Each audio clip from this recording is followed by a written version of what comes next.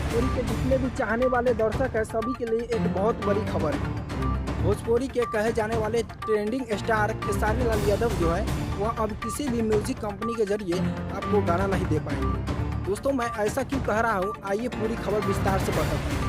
अभी आप लोग GH ऑफिशियल न्यूज़ से पवन सुहाना के साथ में देख रहे हैं। दोस्तों हम बता देते हैं कि भोजपुरी के ट्रेंडिंग स्टार कहे जाने वाले दिग्गज कलाकार खेसारी लाल यादव जो म्यूजिक कंपनी जिसका नाम है ग्लोबल म्यूजिक जंक्शन, उसके जरिए इनका एक विवाद चल रहा था। कई एक सालों से विवाद चल रहा था और जो अब दिल्ली कोर्ट ने सुनाया है इस फैसले को।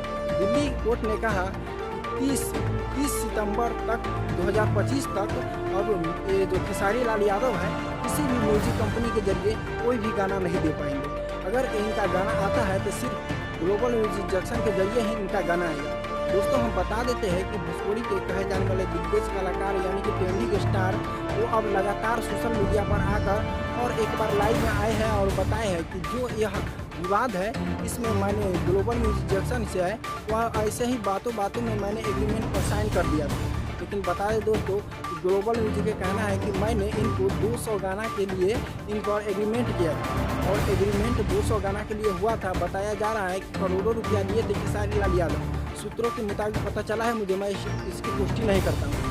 अब मामला निकल कर यहाँ रहा है कि भोजपुरी के दिग्गज कलाकार खेसारी लाल यादव का गाना जो अब आएगा वह कैसे हम लोग को देखने को मिलेगा। जितने भी दर्शक हैं घबराइए नहीं, उनका कहना है ग्लोबल म्यूजिक जंक्शन का जो मेरे साथ एग्रीमेंट हुआ है वो पूरा कर दे वो खेसारी लाल यादव।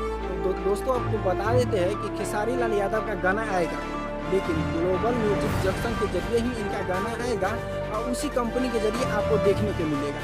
तो दोस्तों आप लोग को घबराइए नहीं, क्योंकि खेसारी लाल यादव का गाना जो है ग्लोबल म्यूजिक जंक्शन के जरिए आपको देखने को मिलेगा। चलिए दोस्तों आप लोग हमारे साथ जुड़े रहिए, उसके लिए बहुत बहुत धन्यवाद। आशा करता हूँ कि वीडियो पसंद आया होगा। चैनल पर पहली बार है तो चैनल को सब्सक्राइब कर लीजिए, क्योंकि इसी तरह का हर एक छोटी बड़ी खबरें हम दिखाने का आपको कोशिश करता हूँ। जय हिंद, वंदे मातरम।